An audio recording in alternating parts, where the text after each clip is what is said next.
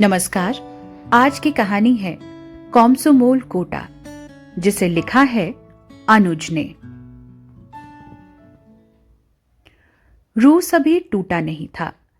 Glasnost और perestroika तो जैसे कल्पना से परे की बात थी। रूस की समृद्धि जहां वामपंथियों का आत्मविश्वास बढ़ाती थी, वहीं दक्षिणपंथियों के लिए ईर्ष्या का कारण हुआ करती थी। उन दिनों रूसियों का भौकाल भी बहुत बड़ा था। हालांकि रूस की समृद्धि की ओर अपने देश के दक्षिणपंथी भी ललचाई नजरों से देखा करते थे, लेकिन वे वामपंथ के उन चंद सिद्धांतों से समझौता नहीं कर पाते थे जो उन्हें चिढ़ाते रहते थे। वामपंथी जिस सामाजिक असमानता की खाई को पाट देने की बात किया करते थे, दक्षिणपंथी भी असमानता की उस गहरी खाई को बड़ी शिद्दत से महसूस करते थे।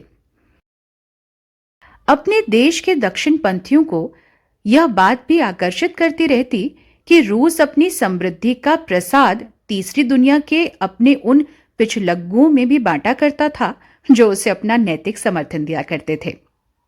लेकिन दक्षिण दिशा में ऐसा कोई आका नहीं था। दक्षिणपंथी इसलिए वामपंथियों से जले भुने रहते थे और उन्हें सूडो कहकर खूब मजा लिया करते थे।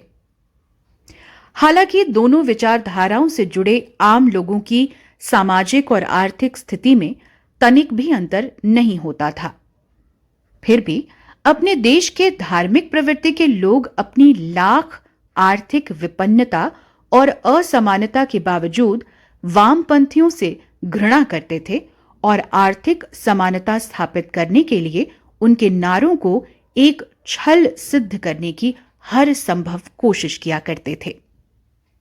ईर्ष्या और चिढ़ के इस ग्राफ में वह बहुप्रचारित नारा उत्तरोत्तर आरोहण करता रहता था, जिसे बोल बोलकर वामपंथी इतराते रहते थे और दक्षिणपंथियों को चिढ़ाया करते थे।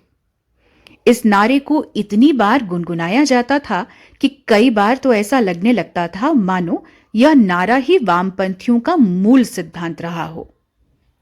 यह एक ऐसा जुमला था जिसे अपने देश की आम धर्म भीरू जनता को वामपंथ से दूर कर दिया था। दूसरी ओर दक्षिणपंथी भी पूरे जोर शोर से इस जुमले का कुप्रचार किया करते थे ताकि देश की गॉड फेयरिंग आम जनता इस पैशाचिक सिद्धांत को दूर से ही नमस्कार कर ले। अपने देश में तो मार्क्स के इस जुमले धर्म एक अफीम है को ही मानो कम्युनिस्ट सिद्धांत का मूल मान लिया गया था। लोग बाग कम्युनिस्ट सिद्धांत को लेकर इससे ज्यादा ना कुछ जानते थे और ना ही जानना चाहते थे।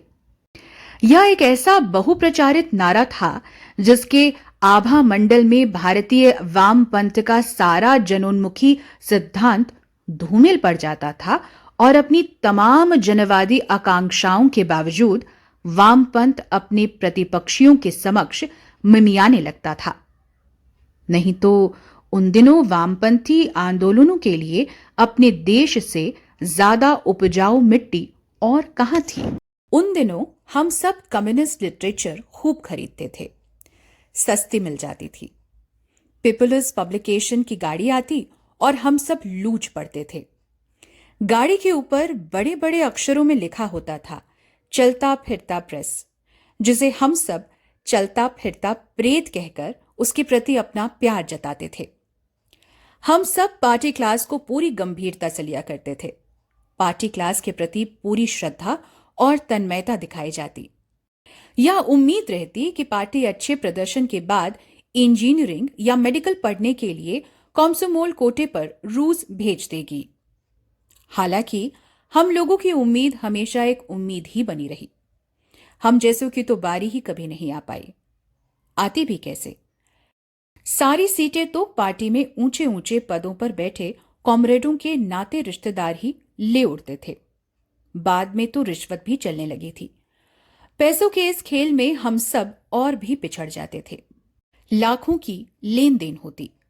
बाबूजी कहां से करते? प्रायः शहर के अमीर लोग अपने अपने बच्चों को कॉम्सोमोल कोटे पर रूस भेजने में सफल हो जाते थे। उनके पास पैसा और रसूख तो होता ही था, वे सब तिकड़मी भी होते थे। इनमें ज्यादातर दूसरे दलों के बड़े बड़े नेता होते थे। ज्यों-ज्यों पैसों का बोलबाला बढ़ने लगा, निक्कर वाले भी कॉमसोमोल कोटे पर मॉस्को जाने लगे थे। बाबूजी इनकी बराबरी कर नहीं पाते थे, इसलिए हर बार मन मारकर रह जाते। सारी बात पक्की हो जाती, सब कुछ तय हो जाता। लेकिन जब आखिरी घड़ी आती तो ऐन वक्त पर कोई न कोई मोटे फेंटे वाला नव दीक्षित कॉमरेड अवतरित हो जाता और हम सब स्कूल काडर नए मेहमान और मेहमान नवाजी में अगले साल तक के लिए टाल दिए जाते। प्राय ये नवदीक्षित कॉमरेड किसी पुराने अमीर जनसंघी के निकटवर्ती ही होते थे। हर बार तो ज्यादातर कोटा यही ले जाते थे। जो थोड़ी बहुत सीटें बचती, पार्टी के दिग्गजों के अपने परायों के काम आ जाती थी। इस तरह कोटा ऊपर ही ऊपर खत्म हो जाता और हम सभी प्रभावहीन पिताओं के बच्चे के जिम्मे दुनिया के मजदूरों एक और Ho Chi Minh we shall fight we shall win जैसे नारों को बुलंद करने के अलावा और कोई काम नहीं बचता था। बाबूजी कुड़ते तो थे, लेकिन पार्टी अनुशासन के कारण कुछ बोलते नहीं थे। पार्टी के प्रति बाबूजी की निष्ठा को देखते हुए जिला यूनिट तो मान जाता था, लेकिन स्टेट लीडरशिप हर बार किसी न किसी बहाने से अपना पल्ला झाड़ लिया करता था। कभी कहता अपने यूनिट से रिकमेंड करा लीजिए तो स्टेट ऑफिस आपके साथ है, तो कभी कहता कि कॉमरेड कॉमसोमोल कोटे नहीं भी मिला तो इस बार हम लोग इसके लिए जरूर प्रयास करेंगे कि आपको इसकस में ही कुछ मिल जाए। आप चिंता ना कीजिए, आपका बेटा हमारा भी बेटा है। बाबूजी यह सब सुनकर चुप हो जाते थे। बाबूजी पिछले 2 सालों से प्रयास में लगे हुए थे, लेकिन हर बार का कोटा अगले साल तक के लिए टलता जा रहा था। भैया के समय भी बाबूजी ने कोई कम भाग दौड़ नहीं की थी, लेकिन पार्टी अनुशासन के आगे बाबूजी की एक न चलती थी। ऊपर के बड़े बड़े नेता सुनते भी तो नहीं थे, और बाबूजी थे कि पार्टी के अनुशासन को सर्वोपरि मानते थे और अपनी चुप्पी को ही कम्युनिस्ट धर्म समझ मुंह पर ताला लगा लेते थे।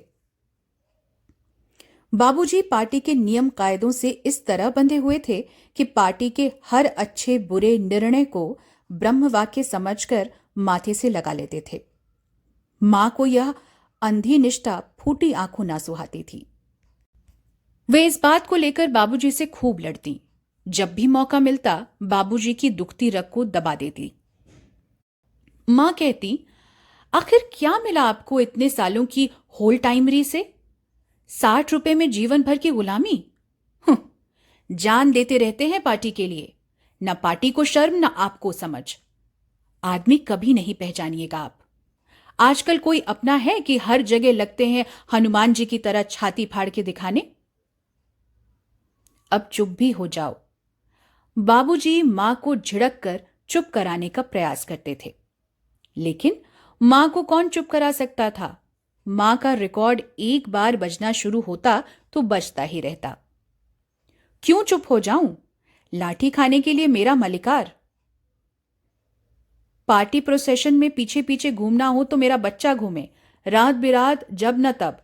उस समय नहीं दिखता था कसाईयों को जब रात रात भर मेरा बच्चा पोस्टर साटता फिरता था, और आज जब हमारे बच्चे का काम पड़ता है तब सब लोग लगा तेरी मेरी बतियाने। देखिए तो, अरे कैसे पोठिया जैसा आंख उलट दिया सब। बाबूजी मां को समझाने बुझाने का अथक प्रयास करते और मां बोलती जाती। बाबूजी बोलते, सभी लोग पार्टी के लिए ही काम करते हैं, तुम नाहक एक लाइन में सबको गरिया चलती हो। अरे सब हो जाएगा, तुम बेकार मतलब चिंता मत किया करो। मां और बाबूजी की लड़ाई में हमेशा मां का स्वर ही तेज होता था। बाबूजी तो ऐसी स्थिति में प्रायः शांत चित्त ही रहते थे। मां की बातों को एक कान से सुनते और दूसरे से निकाल दिया करते थे। मां जब बोल बोल कर थक जाती और चुप हो जाती, तब बाबूजी उठते और धीरे से मां के पास आकर उन्हें प्यार से समझाते हुए अपने विश्वास में लिया करते थे। आज भी माजरा कुछ वैसा ही था। बाबूजी ने ठीक वैसा ही किया जैसे हर बार किया करते थे। मां जब बोलकर चुप हो गई तो बाबूजी ने उन्हें समझाया, कॉमरेड दिवाकर से बात हो गई है। यमुना तिवारी भी वहीं थे। दोनों के सामने बात हुई है। उन दोनों ने इस साल के कोटे के लिए कहा है। लेकिन मां अब किसी भुलावे में नहीं आने वाली थी। कई सालों से तो यही सब खेल देख रही थी। बोलने लगी, अब आपका ये सब खेल बेल हमको नहीं बुझाता है। पता नहीं भगवान ने कैसा बुद्धि दिया है आपको। वो कसाई आपको कोटा देगा, आप काहे हमेशा हवे में रहते हैं? तिवरिया से काहे नहीं पूछते कि बड़का बउआ के समय कह के काहे उलट गया था? पूछिए जाके। और यह सब भी याद दिला दीजिएगा कि जब जरूरत पड़ता है तब हम ही लोग काम आते हैं। हम लोगों के सिवा उसका कोई और दिखता भी नहीं है। फिर थोड़ा दम भरकर बोली, अरे रात रात भर जाग के रोटी बना बनाकर ठुसाने के लिए हम रहें। कहां कहां से कॉमरेड सब आता है तो आव भगत हम करें। और जब हमारे बेटा को मॉस्को भेजने का बात आया तो शहर का बड़का बड़का लोग दिखाने लगा। ई कसाई से बढ़िया तो ठकुरवा लोग का पार्टी ही है। कुछ नहीं करता है न करे, लेकिन बड़ा बड़ा बात बोल के अपना लोगन को ही मूर्ख तो नहीं बनाता है। बाबूजी की झूठी तसल्ली आज मां को मनाने के काम नहीं आ पा रही थी। बाबूजी भी क्या करते? कॉमरेड दिवाकर पार्टी के कद्दावर नेता थे, क्षेत्र से एमपी भी थे।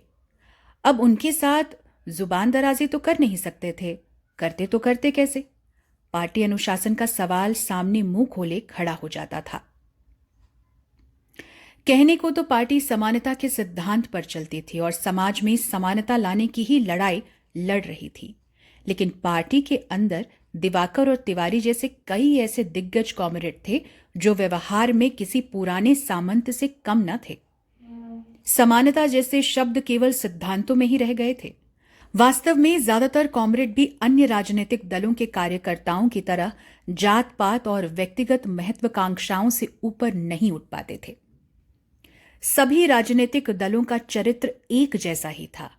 भिन्नता केवल झंडे के रंगों में होती थी, प्रकृति और प्रवृत्ति में नहीं।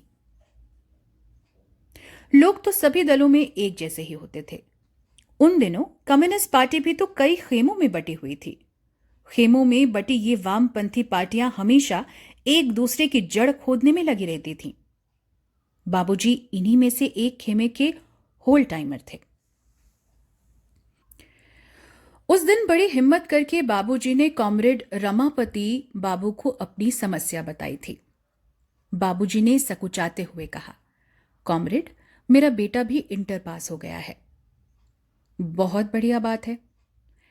ऐसा लगा कि कॉमरेड रमापति औपचारिकतावश कह गया हो। फर्स्ट डिवीजन से पास हुआ है। बाबूजी ने इस बार स्वर थोड़ा तेज करके कहा था ताकि ऐसा कोई सुबह ना रह जाए कि जाने कॉमरेड रमापति ने सुना भी या नहीं।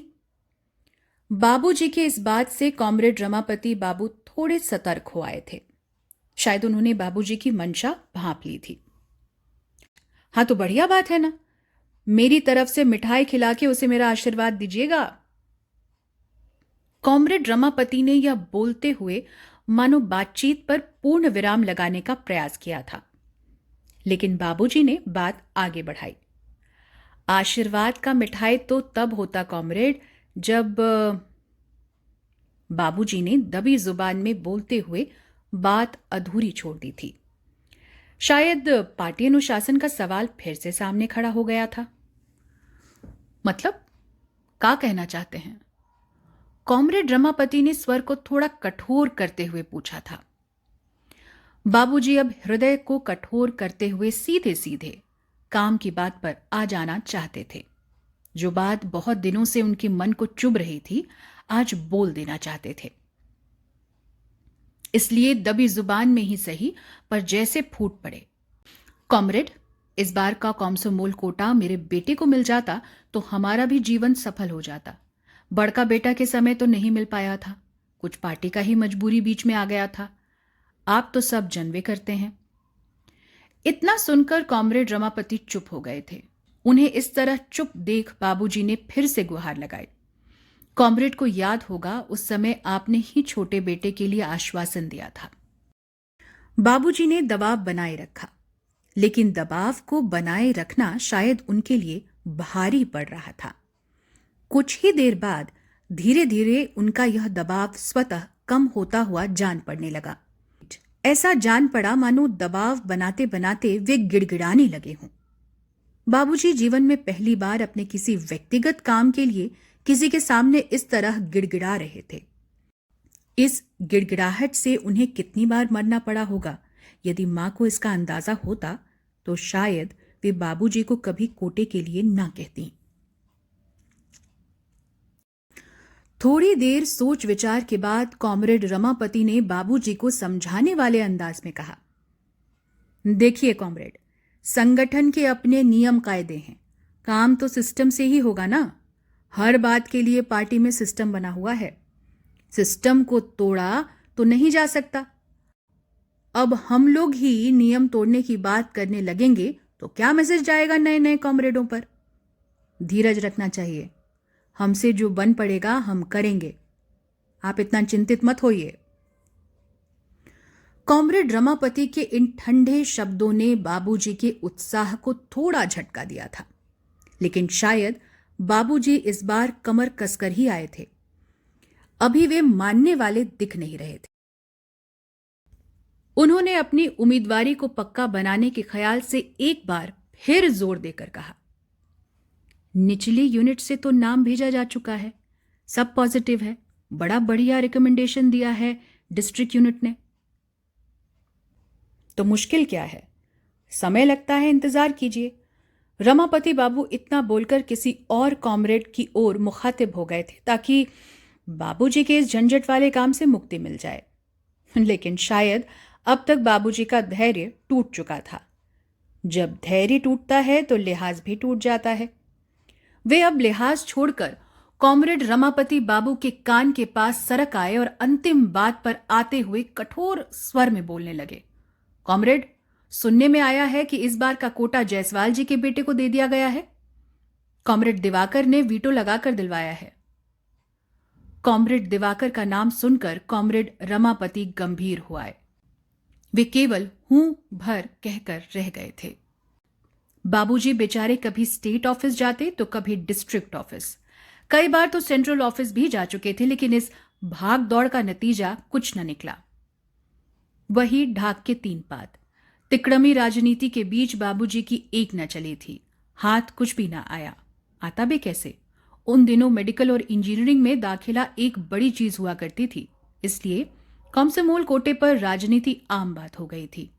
कोटे पर हरेक की गिद्ध दृष्टि टिकी रहती थी। पार्टी के प्रति बाबूजी की निष्ठा पार्टी वर्करों के बीच कथा की तरह सुनी सुनाई जाती थी। बाबूजी के निचले स्तर के पार्टी वर्करों के बीच बड़ी इज्जत थी, इसलिए बाबूजी को इस बार भी कोटा नहीं दिया जाना पार्टी के निचले स्तर के कैडरों के लिए चिंता और चर्चा का विषय बन गया था। पार्टी के अंदर कैडरों में इस बार के कोटे पर तीखी सुगबुगाहट होने लगी थी। जनसंघ के लिए प्रतिबद्ध जायसवाल परिवार को पार्टी कोटा दिए जाने से पार्टी के निचले कैडरों में एक स्वाभाविक क्षोभ फूट पड़ा था। कॉमसोमोल कोटों पर पार्टी के कैडर अपना अधिकार समझते थे, इसलिए कॉमसोमोल कोटे में हो रहे इस बंदरबाट को उन्होंने अपनी अस्मिता और अधिकार का बंदरबाट मान लिया था। आने वाले दिनों में पार्टी कैडरों में व्याप्त इस क्षोभ का असर संगठन के भविष्य पर बहुत गहरा पड़ रहा था। बाबूजी ने तो फिर भी अपने को समझा लिया था, लेकिन मां को यह सब एक सदमे जैसा लगा था। हालांकि मां ऊपर से बाबूजी को यह जरूर बोलती रहती थी कि इस बार भी कोटा नहीं मिलने वाला है, लेकिन शायद उनके मन के किसी कोने में अब तक यह आस बंधी हुई थी कि कहीं इस बार बात बन जाए और कोटा मिल ही जाए। लेकिन जब अंतिम रूप से यह तय हो गया कि अब कोटा नहीं मिलने वाला है, तो मां के गुस्से का पारावार न रहा। उन्होंने आव देखा न ताव पार्टी ऑफिस जा पहुंची। मां का पहुंचना था कि पार्टी ऑफिस में हड़कंप मच गया। माँ ने एक एक कर सबकी क्लास ली। कुछ कैडर भी माँ की हाँ में हाँ मिला रहे थे। कुछ तो सच्चे अर्थों में समर्थक थे, लेकिन कुछ सिर्फ मजा लेने के लिए समर्थन देने का ढोंग भर कर रहे थे।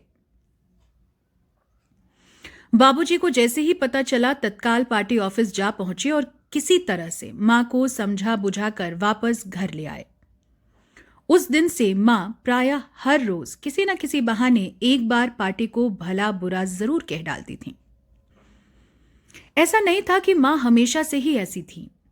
जब हमारे शहर में पार्टी का राष्ट्रीय अधिवेशन हुआ था, तो दूर दराज से आए कई पार्टी वर्करों को मां ने अपने घर में रखकर उनकी आव भगत की थी। मां ने खुद आगे बढ़कर कई कैडरों के लिए अपने घर में उनके रहने सहने की व्यवस्था कराई थी। जब बाबूजी ने ना नुकुर की थी, तो मां ने ही कहा था, इस कड़कती ठंड में बेचारे कैसे समायना में रात गुजारेंगे। घर में सुबह से शाम तक चूल्हा जलता रहता था और मां रसोई में जूझती रहती। 10 दिनों के इस राष्ट्रीय अधिवेशन के दौरान मां खट खट कर सूख गई थी, लेकिन उन्होंने चेहरे पर शिकन तक नहीं आने दी थी। मां का उत्साह देखते बनता था। जब से यमुना तिवारी का बेटा कॉमसोमोल कोटे पर इंजीनियरिंग पढ़ने मॉस्को गया था, मां ने भी मन ही मन अपने बेटे को मॉस्को भेजने की तैयारी पूरी कर ली थी। बाबूजी भी मां को यही झांसा दे देकर उनसे पार्टी का घरेलू काम करा लिया करते थे और मां भी पार्टी के किसी काम में बाबूजी के सामने कोई रोड़ा नहीं अटकाती थी। बेटे को इंजीनियर बनाने का ख्याल मां से इस तरह का कोई भी समझौता करा लेता था और वे इस सुनहरी ख्वाब को साकार करने के लिए अपने शरीर पर कोई भी कष्ट उठा लेने को तत्पर हो जाती थी। जब भी कॉमरेड तिवारी या कॉमरेड दिवाकर घर पर आते, तो मां को लगता कि देवता पधारे हैं। बाबूजी भी कभी पार्टी के किसी काम में आलस्य दिखाते, तो मां ही होती जो बाबूजी को जबरदस्ती ठेल ठाल कर भेजती। लेकिन अब बात वैसी न रह गई थी। होल टाइमर बाबूजी थे, मां तो ना थी। मां के पास विकल्प था। मां पार्टी को कोसते नहीं थकती थी। पार्टी का नाम सुनते ही मां बिफर उठती और बोल पड़ती, बज्जर पड़े करम जरू सब पर। बाबूजी को पार्टी की होल टाइमरी करते एक लंबा समय बीत गया था। अब छोड़ भी तो नहीं सकते थे, कहां जाते। इसलिए मन मारकर फिर से पार्टी के काम में जुट गए थे। बाबूजी अभी भी पार्टी के बारे में बुरा नहीं बोलते थे। पार्टी के प्रति उनकी प्रतिबद्धता में कोई कमी नहीं दिखती थी, लेकिन वे थोड़े उदास जरूर रहने लगे थे। कभी कभी जब रात में शराब पीकर आते, तो मुझे खूब दुलारते।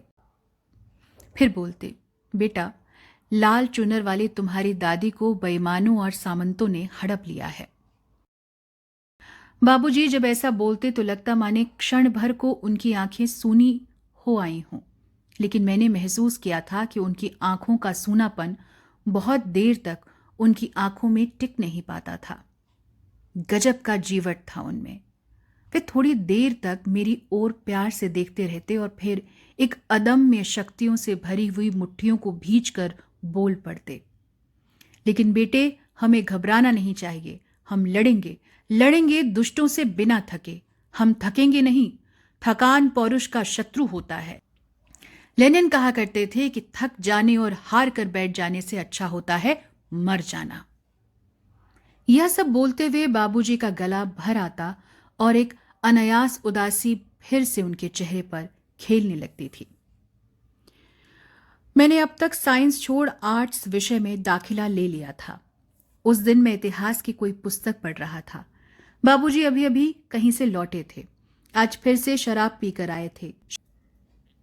शराब को लेकर पहले मां और बाबूजी के बीच खूब लड़ाई होती थी, लेकिन अब मां ने उन्हें थोड़ी रियायत दे रखी थी। बाबूजी मेरे पीछे आकर खड़े हो गए और हमेशा की तरह दुलारने लगे। मेरे माथे पर हाथ फेरते हुए मेरे बालों को सहलाते जा रहे थे। थोड़ी देर चुप रहने के बाद मां की ओर मुड़कर बोल पड़े, मेरा बेटा IAS बनेगा। इंजीनियर डॉक्टर तो सभी बनते हैं, IAS कहाँ है पूरे इलाके में? कोई किसी का बेटा नहीं है। मेरा बेटा बनेगा। यह सुनकर मां जैसे खिल आई थी। उनकी आंखों में कई कई संभावनाएं एक साथ तैर आई थीं। मां का चेहरा ऐसे सुर्ख हुआ जा रहा था मानो सारी खुशियां दोबारा लौट आई हों। तो ये थी स्टोरी बुके पर आज की कहानी।